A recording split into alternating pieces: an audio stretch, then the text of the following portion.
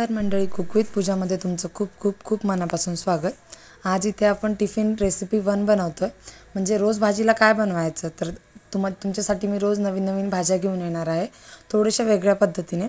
तर आज इथे आपण फ्लावर वाटाणा रस्सा बनवतोय. थोडंसं वेगळ्या पद्धतीने बनवणार आहोत. वाटाण्याचे दिवस चालू झालेले आहे, तर आपल्याला त्याचा उपभोग घेता आला पाहिजे. त्यासाठी काय करायचं, एवढा फ्लावर घेतला आहे, पाहू शकता तुम्ही. अशा पद्धतीने मोठ्या मोठ्या तुकड्यांमध्ये तो कापून घ्यायचा. तुम्ही तुमच्या आवडीनुसार याचे तुकडे मोठे किंवा छोटे करू शकता. आणि त्यानंतर हा फ्लावर एका बाउलमध्ये टाकायचा. त्यानंतर एक वाटी वाटाणे घ्यायचे, त्यामध्ये पाणी घालून थोडंसं भिजत घालायचं. म्हणजे फ्लावरमध्ये जर की घाण वगैरे असेल तर निघून जाते. तुम्ही गरम पाण्यामध्ये उकळून पण घेऊ शकता, पण भाजीमध्ये शिजल्यानंतर मग ते खूप गाळ होऊन जातं. त्यानंतर कढई ठेवायची. कढईमध्ये 2 चमचे तेल घालायचं, जिरे घालायचे. जिरे छान तडतडले की यामध्ये एकदम बारीक चॉप केलेला एक मोठ्या आकाराचा कांदा घालायचा. 1 चमचा अद्रक लसूण पेस्ट टाकून हे छान 2 मिनिटभर परतून घ्यायचं. त्यानंतर 1 टोमॅटो बारीक चॉप करून यामध्ये घालायचा.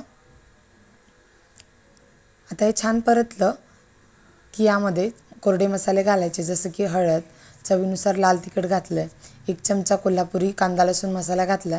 तुम्ही तुमच्या आवडीनुसार कोणतेही मसाले यामध्ये घालू शकता. मिक्स करायचं. पुन्हा राहिलेले मसाले यामध्ये घालून घेऊयात. 1 चमचा धना पावडर आणि 1 चमचा किचन किंग मसाला घातला आहे. त्यानंतर हे छान परतलं की यामध्ये 1 चमचाभर बेसन पीठ घालायचं. याने कन्सिस्टन्सी खूप छान येते भाजीला. आणि रोज रोज शेंगदाण्याच्या भाज्या खायचा कंटाळा येतो. आपण यामध्ये शेंगदाण्याचं कूट पण घालणार आहोत. तर त्यानंतर हे छान मसाले परतलं, थोडंसं पाणी टाकून हे मसाले परतून घ्यायचे. हे छान मसाले परतले, कढईने तेल सोडलं की फ्लावर आणि वाटाणे यामध्ये घालून छान मिक्स करून घ्यायचे. आता इथे आपण हे मिक्स करून झालेलं आहे. चवीनुसार मीठ टाकायचं, छान मिक्स करून घ्यायचं आणि आवडीनुसार पाणी यामध्ये घालायचं. तुम्हाला भाजीची कन्सिस्टन्सी कशी पाहिजे, घट्ट किंवा पातळ, या मेजरमेंटने पाणी घालायचं. आणि आपल्याला शिजायलाही थोडंसं पाणी लागतं.